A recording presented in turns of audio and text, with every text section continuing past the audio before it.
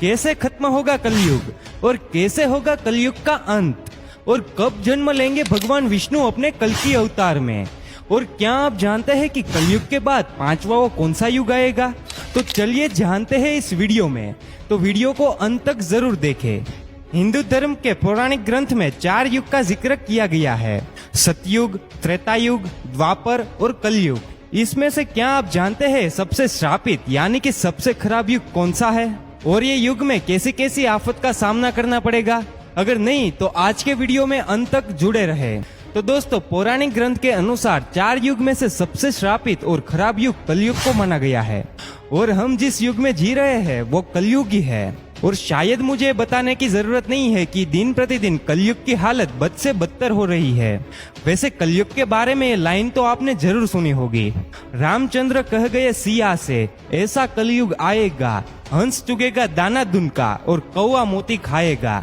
दोस्तों, कौवा मोती खाएगा या नहीं ये तो आने वाला वक्त ही बताएगा, लेकिन कलयुग के बारे में ऐसा बहुत कुछ है जिसका जिक्र हमारे पौराणिक ग्रंथों में किया गया है, और यकीनन इसे जानने के बाद आप भी कलयुग को श्रापित युग मानने लगेंगे। दोस्तों, क्या है कलयुग की पूरी सच्चाई, हम आपको बताएं उससे पहले आइए बाकी के 3 युगों के बारे में जान लिया जाए। सतयुग यानी सत्य का युग। दोस्तों, सनातन धर्म का सबसे पहला युग है सतयुग, जिसे सत्य का युग भी कहा जाता है। पुराणों में सतयुग की कालावधि 17,28,000 साल बताई है। सतयुग में प्रतीकात्मक रूप से 4 स्तंभ थे, तप, सत्य, शुद्धि और दया। आप इन्हें धर्म के 4 पैर भी कह सकते हैं।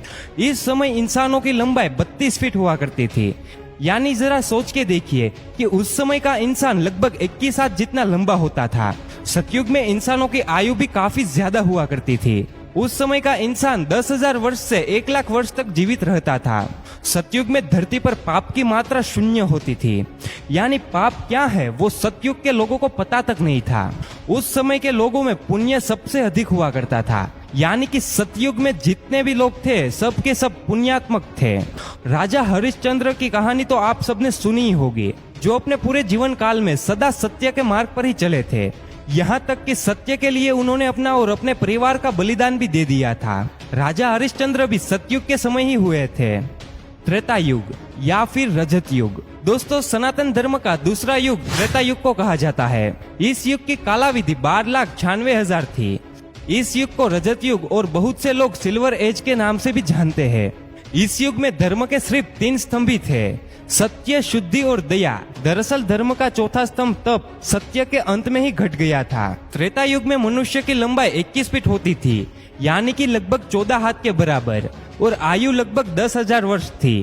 त्रेता युग तक समाज वर्णों में विभक्त हो गया था। समाज में ब्राह्मण, क्षत्रिय, वैश्य और शूद्र वर्ण अस्तित्व में आ चुके थे। इस युग में लोग अपने कर्तव्य का पालन तो करते थे, लेकिन उनके अंदर लालच और ईर्ष्या की भावना ने घर कर लिया था। इसीलिए त्रेता युग में पाप की मात्रा बढ़कर 25% हो गई थी और पुण्य की मात्रा घटकर 75% ही रह गई थी। जहां इस युग में भगवान विष्णु अपने वामन और राम अवतार में अवतरित हुए थे, तो वही इस युग में बाली और रावण जैसे महान राक्षस भी हुए। बाली, जिन्होंने भगवान वामन को पूरी धरती दान में दे दी थी, तो वही रावण जिसने माता सीता का अपहरण करने के बाद भी उन्हें छुआ तक नहीं। द्वापर युग। दोस्तों, सनातन धर्म का तीसरा युग द्वापर युग को माना जाता है। इस युग की कालावधि 8,64,000 थी। धर्म का तीसरा स्तंभ शुद्धि त्रेता युग के अंत में ही समाप्त हो गया था। इसीलिए इस युग में धर्म के केवल 2 स्तंभ ही बचे थे, और वो थे सत्य और दया। इस युग में इंसान की लंबाई घटकर 11 फीट रह गई थी, यानी लगभग 7 हाथ जितनी, और उम्र घटकर 1,000 वर्ष रह गई थी। इस युग के लोगों को अपने कर्तव्य का ध्यान नहीं था।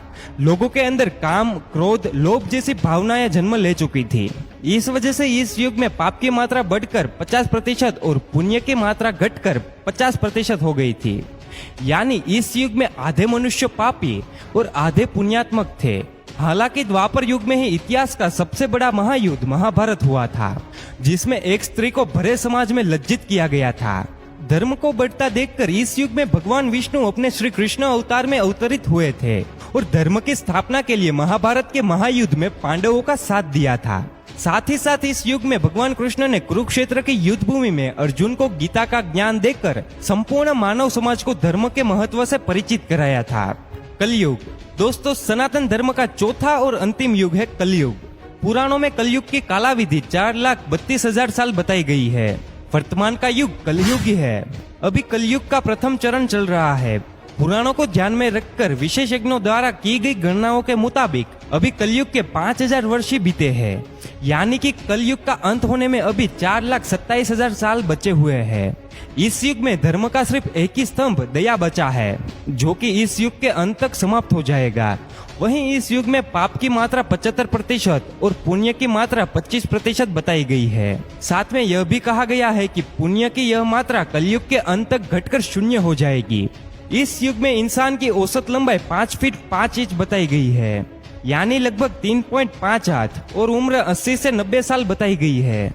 लेकिन साथ में विष्णु पुराण में यह भी बताया गया है कि जैसे जैसे कलयुग का अंत नजदीक आएगा, मनुष्य की आयु घटती जाएगी और अंत में मनुष्य की आयु घटकर मात्र 20 से 30 साल ही रह जाएगी। उस समय छोटे छोटे बच्चे गंभीर बीमारियों का शिकार होंगे। कम उम्र में ही बच्चों की आंखों पर चश्मे और बालों में सफेदी छा जाएगी। हर इंसान रोग से परेशान होगा।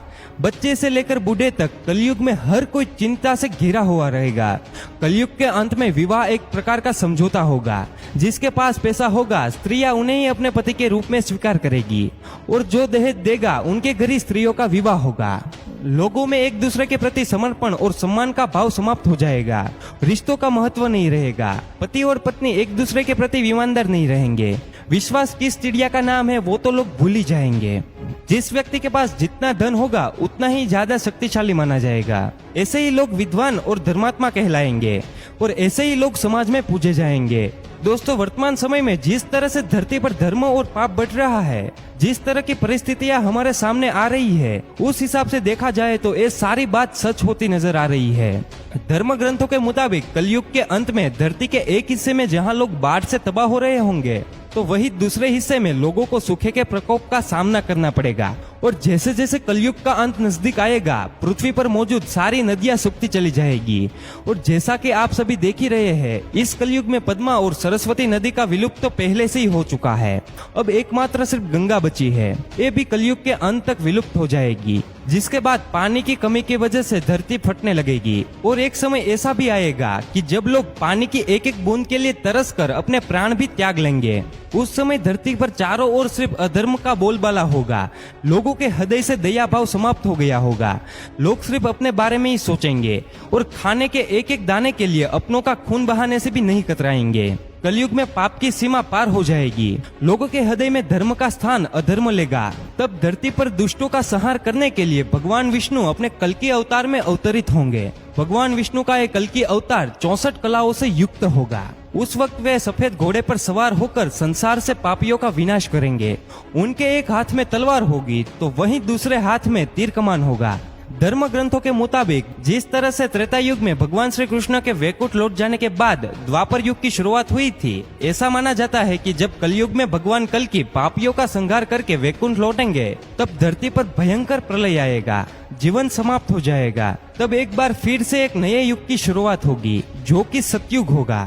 दोस्तों, ये थी कलयुग की असली सच्चाई। क्या आपको इसके बारे में पहले से ही पता था? अपना जवाब हमें कमेंट्स